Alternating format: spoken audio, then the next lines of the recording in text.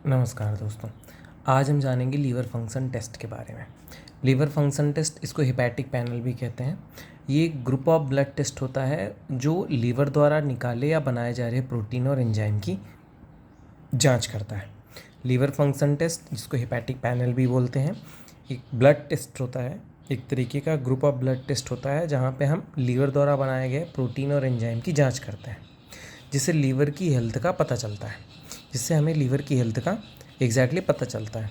अब इसके जो पैरामीटर्स हैं जो हम एलएफटी में देखे जाते हैं वो कौन कौन से होते हैं। एक होता है बिलीरुबिन, कॉन्जुगेटेड अनकॉन्जुगेटेड दोनों तरीके का बिलीरुबिन हम चेक करते हैं। दूसरा होता है एएलटी, जिसको हम एलेनिन अमीनो ट्रांसफेरेज भी बोलते हैं। तीसरा होता है एएसटी, जिसको एस्पार्टेट अमीनो ट्रांसफेरेज बोला जाता है। चौथा होता है एएलपी, जिसको एल्कलाइन फास्फेट भी बोलते हैं। और पांचवा होता है जीजीटीपी, जिसको हम गामा ग्लूटामाइल ट्रांस पेप्टाइडेज भी बोलते हैं। तो ये 5 चीज़ें हम मेनली टेस्ट करते हैं इसमें। एक होता है बिलीरुबिन, एक होता है एएलटी, एक होता है एएसटी, और एक होता है एएलपी, एक होता है जीजीटीपी। अब हम पहले टेस्ट की बात करेंगे जिसको बिलीरुबिन बोलते हैं। तो बिलीरुबिन जो होता है वो एग्जैक्टली होता है हीमोग्लोबिन के ब्रेकडाउन से बनता है। हीमोग्लोबिन जब टूटता है तो उससे बिलीरुबिन बनता है। कैसे? आरबीसी, जिसकी लाइफ साइकिल 120 दिन की होती है, उसके बाद ये हीम इसमें होता है हीमोग्लोबिन, और ये हीमोग्लोबिन टूट जाता है हीम और ग्लोबिन में, और ये हीम आगे चल के बिलीवर्डिन बनाता है। फिर ये बिलीरुबिन में कन्वर्ट होता है, जो कि अनकॉन्जुगेटेड या इनडायरेक्ट बिलीरुबिन होता है। ये वाटर इनसॉल्यूबल होता है। फिर ये एल्बुमिन से जो होता है वो बाइंड करता है और फिर लीवर में ट्रांसफ़र हो जाता है और कॉन्जुगेटेड बिलीरुबिन बनाता है, जो कि वाटर सॉल्यूबल होता है। और ये जो होता है एक्सक्रीट होता है यूरिन और स्टूल में, यूरिकोबिलिनोजन और स्टरकोबिलिनोजन के फॉर्म में। तो बिलीरुबिन हीमोग्लोबिन के विखंडन से बनता है। अब बिलीरुबिन डिस्टर्ब कैसे कैसे हो सकता है? तो हीमोलिसिस हो, आरबीसी का टूटना ज़्यादा हो जाए, या कॉन्जुगेटिंग सिस्टम फेलियर हो जाए, यहाँ पे ये कॉन्जुगेटिंग सिस्टम फेलियर हो जाए उससे, या ऑब्स्ट्रक्शन हो बिलियरी सिस्टम में। बिलियरी सिस्टम में ऑब्स्ट्रक्शन भी बिलीरुबिन के लेवल को बढ़ाता है। अगला पैरामीटर है एएसटी। अगला पैरामीटर है एएसटी, और एएसटी होता है aspartate amino transferase. Aspartate amino transferase ये हाई होता है हमारे हार्ट की मसल्स में और लीवर में और स्केलेटन मसल्स में। लो होता है ये किडनी में और पैंक्रियाज में।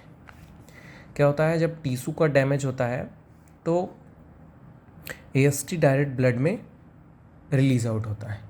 एएसटी जो होता है वो लेवल इन प्लाज्मा में बढ़ता है लगभग सेलुलर इंजरी के 8 घंटे के बाद। एएसटी का लेवल प्लाज्मा में बढ़ता है सेलुलर इंजरी के लगभग 8 घंटे के बाद, और 24 से 36 घंटे के अंतराल पे ये अपने पीक पे पहुंच जाता है, और 3 से 7 दिन लगता है एएसटी के लेवल को नॉर्मल होने में।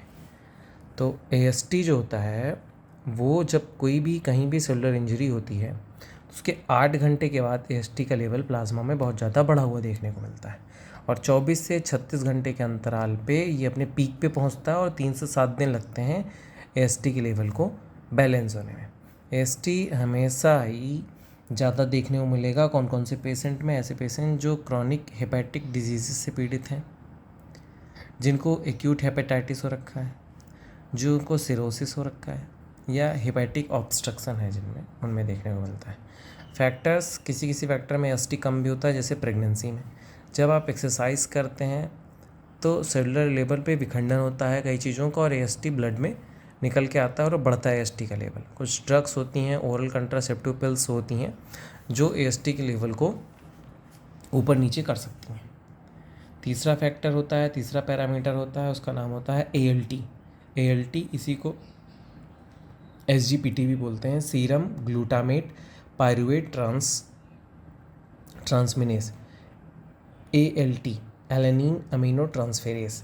एलेनिन अमीनो ट्रांसफेरेज ये मोर लीवर स्पेसिफिक टेस्ट है, मोर लीवर स्पेसिफिक पैरामीटर है ALT, SGPT, serum glutamate pyruvate transaminase. Mainly जो होता है वो लीवर में पाया जाता है, और हल्का फुल्का हार्ट में, किडनी और लीवर, मतलब हल्का फुल्का जो होता है वो हार्ट और किडनी में भी पाया जाता है। मेनली जो होता है वो लीवर में देखने को मिलता है। ये जब लीवर में किसी तरह की कोई इंजरी होती है तब इसका लेवल जो होता है वो ब्लड में बढ़ जाता है। ALT बढ़ता कब कब है? जब क्रॉनिक एल्कोहलिज्म का केस हो, या हेपेटिक कैंसर का केस हो, हेपेटिक कार्सिनोमा का केस हो, या क्रॉनिक सिरोसिस के केसेस में जो होता है वो LT का लेवल, SGPT का लेवल बढ़ने लगता है। ये मोर लीवर स्पेसिफिक टेस्ट होता है SGPT। अगला टेस्ट है ALP, इसको एलेनिन फास्फेटेज भी बोलते हैं। ALP का full form alanine phosphatase test होता है। ये जो होता है ये भी पैरामीटर होता है। ये प्राइमरली फाउंड होता है हमारे लीवर में, बोन में और प्लेसेंटा की मसल्स में। और ये जो होता है वो उतना स्पेसिफिक नहीं होता है लीवर फंक्शन के लिए। लो स्पेसिफिसिटी होती है फॉर लीवर फंक्शन, क्योंकि कुछ केसेस में ALP और भी बढ़ता है। जैसे कोलेलिथियासिस के केस में भी ALP बढ़ता है, प्रेगनेंसी के केस में भी ALP बढ़ता है। चूँकि बोन में पाया जाता है तो बोन कैंसर में भी ALP बढ़ता है। और नए बच्चे में जब हड्डियों की ग्रोथ ज़्यादा होती है तब भी ALP का लेवल बढ़ता है। तो ALP is not more specific for liver function, but ALT is more specific, SGPT is more specific for liver function. The last one is GGTP. GGTP is gamma glutamyl transpeptidase. Gamma glutamyl transpeptidase.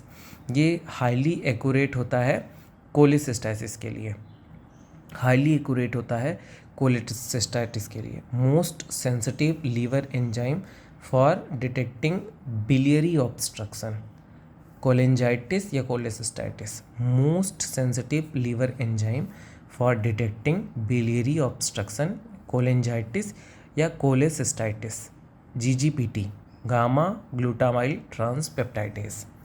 Very high in liver but low in kidney, heart, intestine और prostate में भी हल्का फुल्का पाया जाता है। GGTP का level बढ़ा हुआ है और ALP, GGTP का लेवल बढ़ा हुआ है और ALP का भी लेवल बढ़ा हुआ है। ALP जो स्पेसिफिक है लीवर, बोन और प्लेसेंटा में, GGTP का लेवल बढ़ा हुआ है, LP का लेवल बढ़ा हुआ है तो लीवर संबंधी कंप्लेन हो सकती हैं। लेकिन GGTP का लेवल नॉर्मल है, GGTP का लेवल नॉर्मल है, ALP का लेवल बढ़ा हुआ है, तो मे बी बहुत ज़्यादा चांसेस हैं कि ये बोन डिसऑर्डर हो, लीवर संबंधी बीमारी हो ही ना। तो हमने आज जाना कि लीवर फंक्शन टेस्ट, जिसको हम हेपेटिक पैनल भी बोलते हैं, जहाँ पे हम बिलिरुबिन चेक करते हैं जो कॉन्जुगेटेड अनकॉन्जुगेटेड दोनों चेक किया जाता है। ALT चेक करते हैं alanine amino transferase, AST check करते हैं aspartate amino transferase, ALP check करते हैं एल्कालीन फॉस्फेट, और GGTP भी चेक करते हैं gamma glutamyl transpeptidase, gamma glutamyl transpeptidase. तो इस तरीके से ये टॉपिक ख़त्म होता है। नमस्कार।